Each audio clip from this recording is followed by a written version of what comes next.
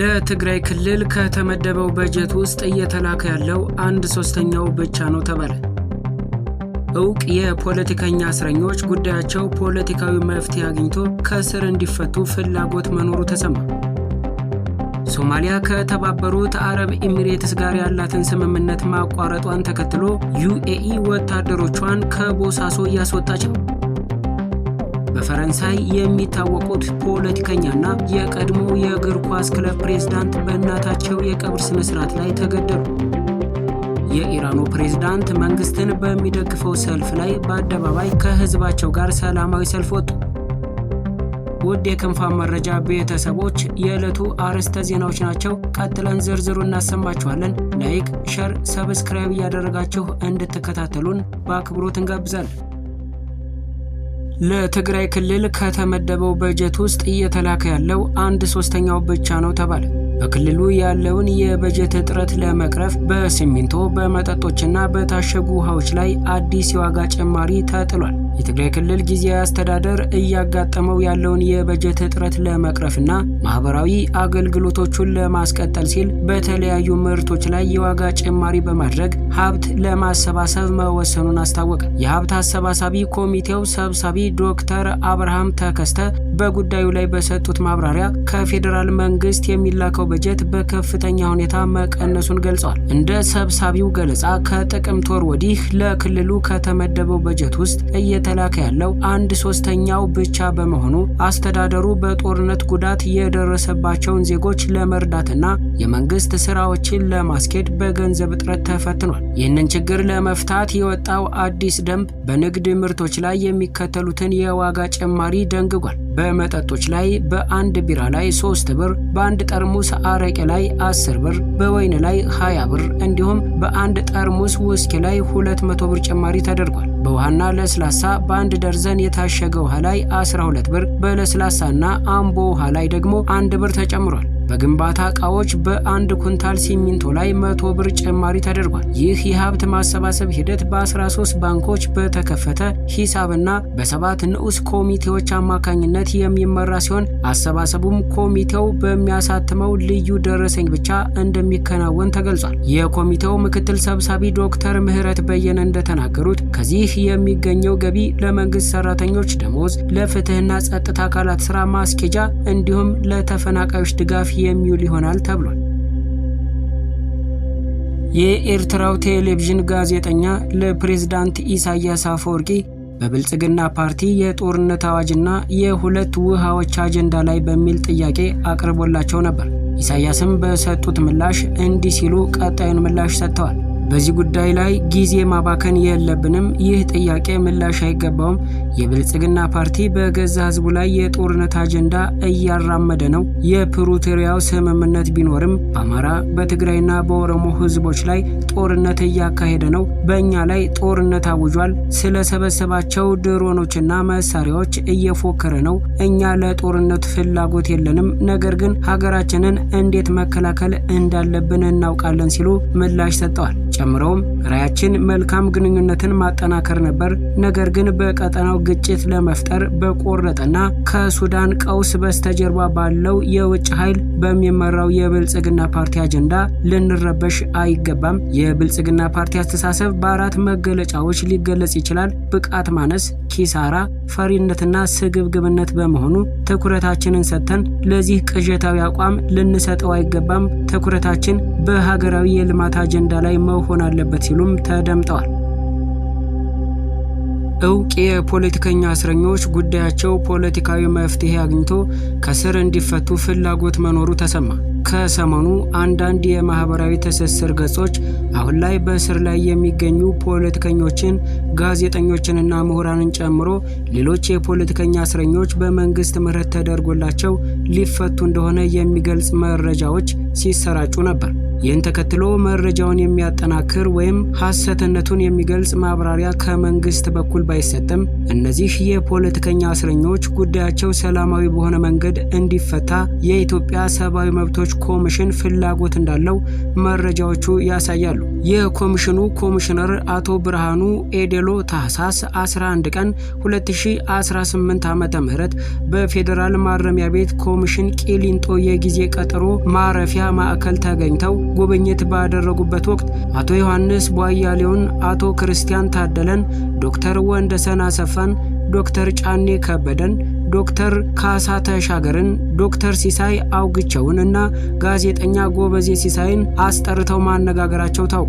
መረጃዎች እንዳረጋገጡት በዚህ ወቅት አቶ ብርሃኑ ከአማራ ክልል ግጭት ጋር በተገናኘ ተጠርጥረው በሕግ ጥላ ስር የሚገኙ ፖለቲከኞች፣ ጋዜጠኞች፣ ማህበራዊ አንቂዎችና የሲቪል ማህበራት መሪዎች ጉዳያቸው የፖለቲካ መፍትሄ እንዲያገኝ የሰብአዊ መብቶች ኮሚሽን ፍላጎት አለው ማለታቸው ታውቋል። በ1997 ዓመተ ምህረት ከተካሄደው አገር አቀፍ ምርጫ ጋር በተገናኘ ሁከትና ብጥብጥ ፈጥረዋል በሚል ተጠርጥረው የታሰሩ የቀድሞ ፖለቲከኞች ክሳቸው የተቋረጠው በፖለቲካ ውሳኔ መሆኑን ኮሚሽነሩ አስታውሰው አሁንም በሽብር ተጠርጥረው በስር ላይ ያሉ ፖለቲከኞች፣ ጋዜጠኞችና ማህበረሰብ አንቂዎች ክሳቸው በፖለቲካዊ ውሳኔ እንዲቋረጥ ኮሚሽኑ ከሚመለከታቸው አካላት ጋር እየተነጋገሩ መሆኑን መረጃዎቹ ያሳያሉ። በማዕከሉ የተጠርጣሪዎች የሰብአዊ መብቶች አያያዝን አስመልክቶ በታዩ መልካም ለውጦችና ትኩረት በሚሹ ጉዳዮች ላይ ከተጠርጣሪዎች ተወካዮች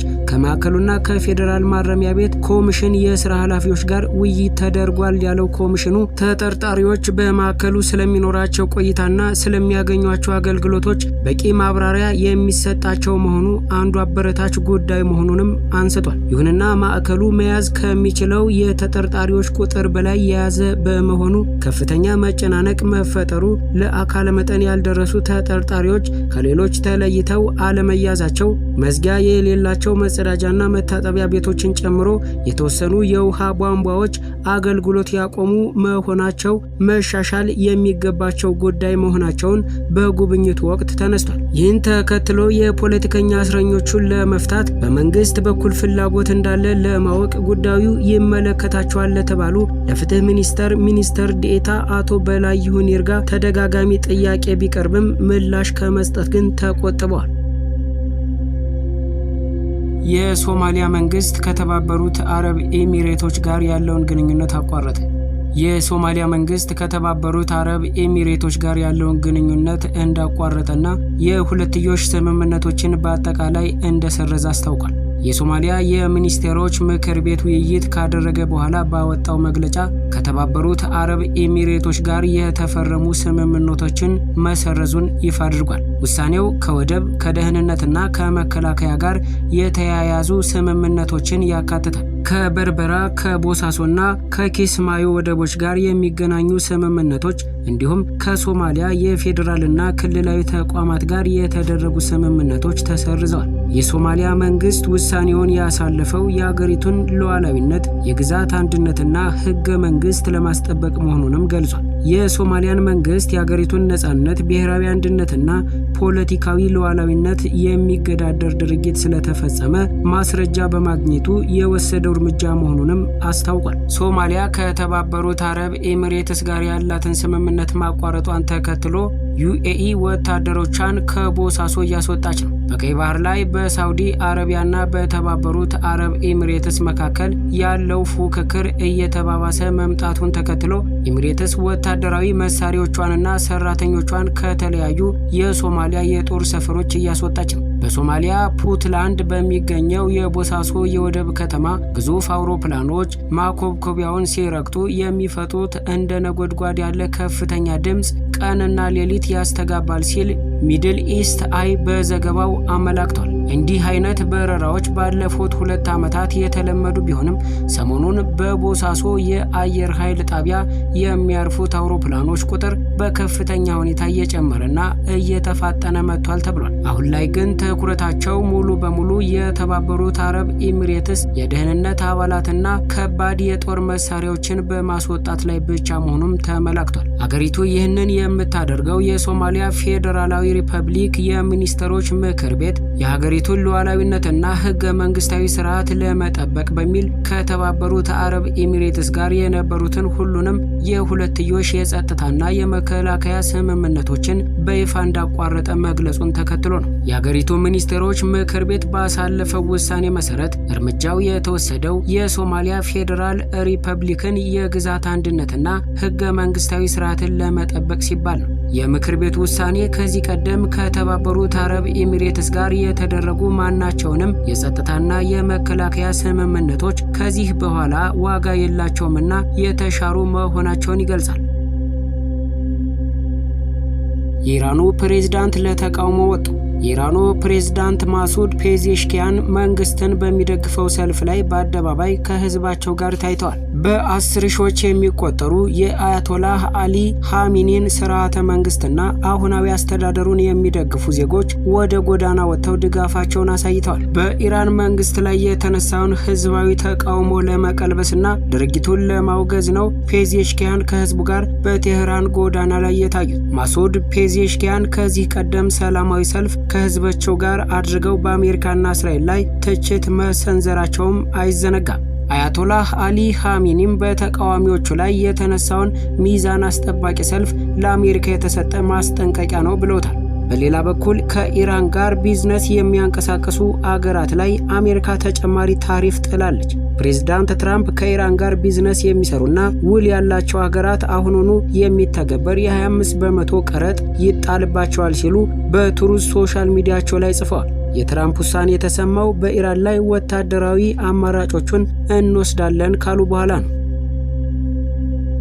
በፈረንሳይ የሚታወቁት ፖለቲከኛና የቀድሞው የእግር ኳስ ክለብ ፕሬዝዳንት በእናታቸው የቀብር ስነ ስርዓት ላይ ተገደሉ። የኮርሲካ ተገንጣይ ቡድን መሪና የቀድሞው የኤሲ አጃክሲዮ እግር ኳስ ክለብ ፕሬዝዳንት የነበሩት አላይን ኦርሲኒ ትናንት ሰኞ በእናታቸው የቀብር ስነ ስርዓት ላይ እያሉ በታጣቂዎች ተገደሉ። እንደ ፈረንሳዩ ሌሞንድ ጋዜጣ ዘገባ ከሆነ ግድያው የተፈጸመው በደቡባዊ ኮርሲካ በሚገኘው ቬሮ በተሰኘው የትውልድ መንደራቸው ውስጥ ነው። ኦርሶኒ ለእናታቸው የመጨረሻ ሽኝት እያደረጉ ባለበት ወቅት በደረሰባቸው ጥቃት ህይወታቸው አልፏል። የአካባቢው አቃቤ ህግ ኒኮላስ ሴፕት እንደገለጹት ስለ ግድያው ሰፊ ምርመራ በፖሊስ ተጀምሯል። ጉዳዩም በማርሴይ ለሚገኙ ክልላዊ ፍርድ ቤት በይፋ ተመርቷል። አላይን አርሶኒ በኮርሲካ ፖለቲካ ውስጥ ረጅምና ወዛጋቢ ታሪክ ያላቸው ሰው ናቸው። በ1980ዎቹ የኮርሲካ ብሔራዊ ነጻነት ግንባር መሪዎች አንዱ ነበሩ። በኋላም የራስን ዕድል በራስ የመወሰን ንቅናቄ መርተዋል። በፈረንጆቹ ከ2008 እስከ 2015 ድረስ የኤሲ አጃክሲዮን እግር ኳስ ክለብ ፕሬዝዳንት በመሆንም አገልግለዋል። በአማጽያን ንቅናቄ ውስጥ በነበረው ከፍተኛ ውጥረት ምክንያት ኦርሶኒ በ1996 ኮርሲካን ለቀው ለመውጣት ተገደው ነበር። ለ13 ዓመታት በፍሎሪዳ በኒኳራጋ እና በስፔን በስደት ከቆዩ በኋላ ነበር ወደ ደሴቷ የተመለሱት። አርሶኒ ከዚህ ቀደምም በ2008 ዓመተ ምህረት የግድያ ሙከራ ተደርጎባቸው የነበረ ሲሆን ወንድማቸው ጊጂ ኦርሶኒ በ1983 መገደሉ ይታወሳል። ኦርሶኒም ልጃቸውን በሟች ወንድማቸው ስም ሰይመውት ነበር።